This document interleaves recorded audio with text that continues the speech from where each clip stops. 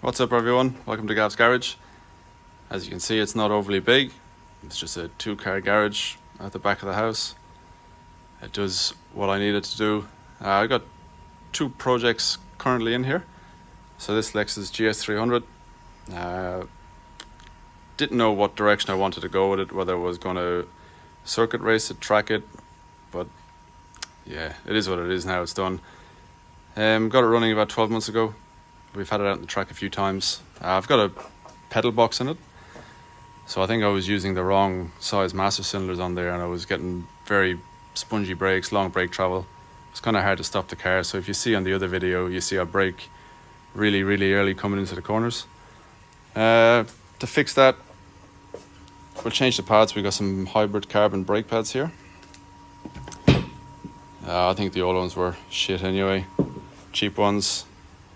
I won't go too much onto this because I actually want to do a full video on this eventually, but just to have a tease, 600 horsepower, 2JZ,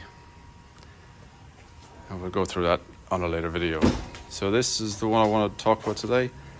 97 EK9 Type R Honda Civic, imported about 3 years ago. If anyone knows the process for importing a car into Australia, it can be pretty difficult compliance. So a car has to be complied to make sure it meets Australian standards. And then once you do that, you can get it registered. So this is what we're doing now. It's being complied. Going to get it registered so I can get a plate on and actually start driving this thing. This car is 100% stock, which is one of the reasons I was actually trying to buy one. The way these classic Japanese cars are going now, everybody wants 100% original, unmodified, unmolested. I did come in with some aftermarket plastic lip on it. I didn't like it. Tried finding a OEM Honda one, couldn't get one, so I ended up buying a $200 one off eBay, which actually I was gutted about, but I actually managed to find one since on Yahoo Auctions, a genuine EK9 front lip, so that'll be on its way. Don't really know which way I want to go with it. I do want to try and get maximum power out of the engine, but keep it as stock as possible, if that makes sense. So the plan will be, I still got the B16B in there. Plan's going to be rip the engine out, put a B18C crank and rods in there, and use the Civic Type R pistons. What that does is it'll boost up the compression ratio to about 12.5 to 12.7, which is pretty good. And then what we'll do then is we'll put a big set of Skunk 3 or Skunk 2 Pro Race 3 cams in there, Skunk 2 inlet, nice induction kit, and then maybe do something with the fuel system, maybe like an aftermarket Haltech or something, run the 85. 250 would be nice, 250 horsepower, but it's hard to know what I can get out of this. I did have one of these back home with the B16B engine in it, and it had the very same setup, so Integra Type R crank and rods, and that made 227 on stock cams, which was pretty fast for one of these little things. Body's not too bad. It could do with a freshen up eventually. Was a grade ore, unfortunately, but none of the panels have been replaced. There's this bit of damage on the quarter I'll show you now in a sec.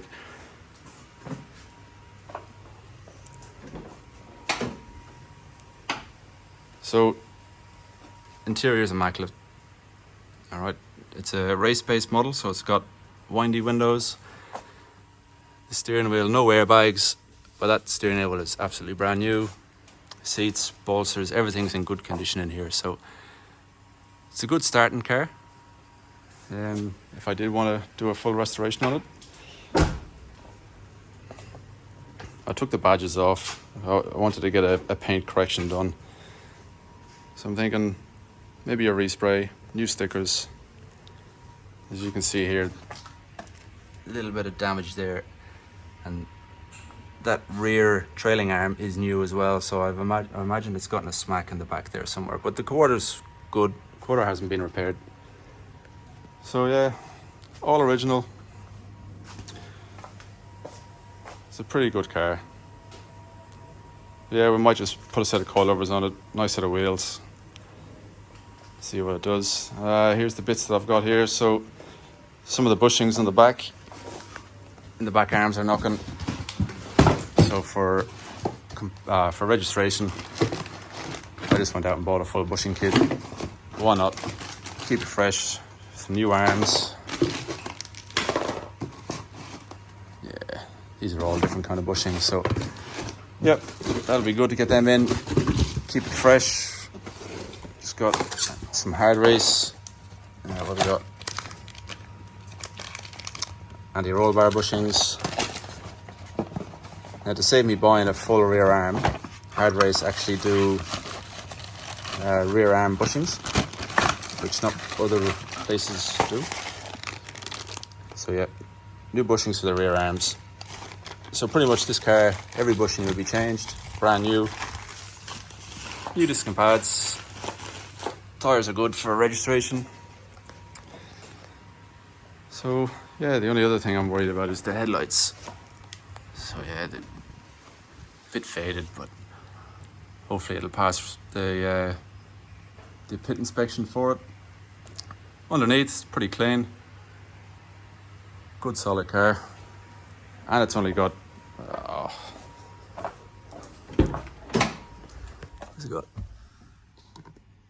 114,000 kilometers on it. So, actually, what I'm in here. You don't see these that often on imported, especially at auction cars. So, brought it in, going through the car, went through the glove box, and found heaps and heaps of documentation. No idea what it says. Service manual.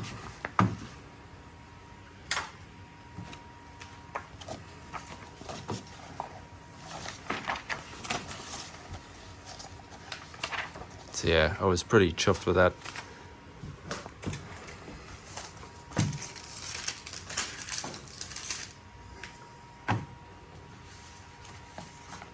Yeah, pretty cool. Oh, there's the maintenance one there. Civic Type R.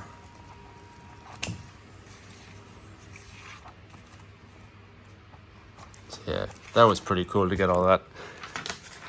Would be a shame to modify it, but I think a set of coilovers, set of wheels, and an exhaust won't be too bad. Keep it simple, but fast. Just run it on E85, put a flex fuel in there. What do you think? It's pretty good. So yeah, I'll do a full walkthrough on this car in the near future. As I said, I've got a lot of parts coming for this one too. But yeah, that's about it at the minute. There is a few more bits out there, but we won't talk about them just yet. All right, cool.